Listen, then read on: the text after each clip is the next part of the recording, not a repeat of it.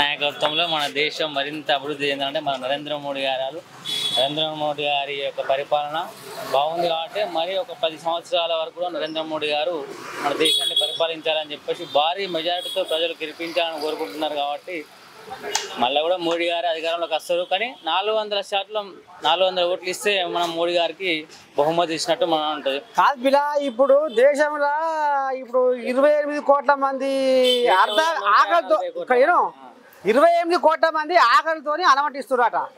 21 కోట్ల మంది అనారోగ్యంతో ఆగమైపోతున్నారట.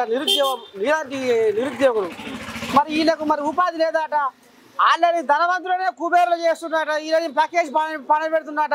ఈ మన పేదోళ్ళని బోడి ఆ కైపైసలు ఏమో గుంజుకొచ్చి మీ అకౌంట్లో వేస్తారని అవి పని పెట్టే ఆ విజయమైన కోట్లు బ్యాంకులలో అప్పులు చేసిపోయి బయట దాచుకుంటే ఆయన పిలుచుకురాడా ఆ పైసలు ఎక్కడ పోయినో ఏమైనా మన ఆదాయాన్ని కూడా మేపుతున్నారా, అమ్మాయిని మేపుతున్నారా. విజయమాల్య గారుకు అప్పులు ఇచ్చినది మరపోతే నీరవ్ మోదీ మరపోతే ఇంకా బడా వ్యాపారస్తులకు అప్పులు ఇచ్చిన బ్యాంకులు గత 10 ఏళ్ళ ముందున్న ప్రభుత్వం అదేంటిది యూపీఏ ప్రభుత్వం ఉన్నప్పుడు కాంగ్రెస్ గవర్నమెంట్ వాళ్ళకు ఏమీ ఆధారాలు తీసుకోకుండా గవర్నమెంట్ అనేటువంటి వాళ్ళకు 1000 కోట్ల రూపాయలు అప్పనంగా అప్పయిపోయింది.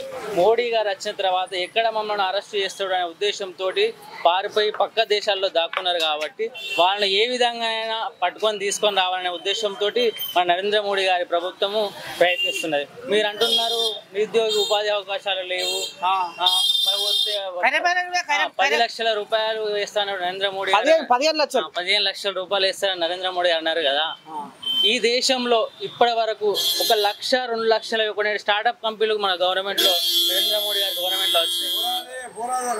ప్రపంచ దేశాలు కూడా నరేంద్ర మోడీ గారి నాయకత్వాన్ని కోరుకుంటున్నాయి.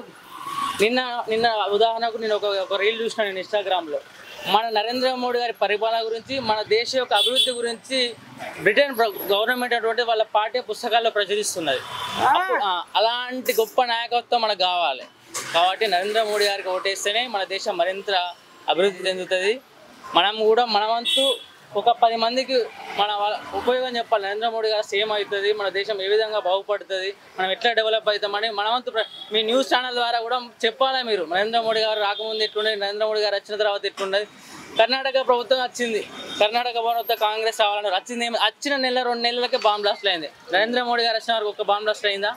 కాలేదు. కాబట్టి నరేంద్ర మోడీ గారి పరిపాలనకు గత ప్రభుత్వ పరిపాలనకు ఇదే ఉదాహరణ. కాబట్టి ఏది ఏమైనప్పటికీ మళ్ళీ నరేంద్ర మోడీ గారు అధికారంలోకి రావడం కంపల్సరీ. కానీ మన వంతుగా మన తెలంగాణ నుంచి 17కు కనీసం 14 సీట్లు నరేంద్ర మోడీ గారికి బహుమతిగా ఇద్దాం.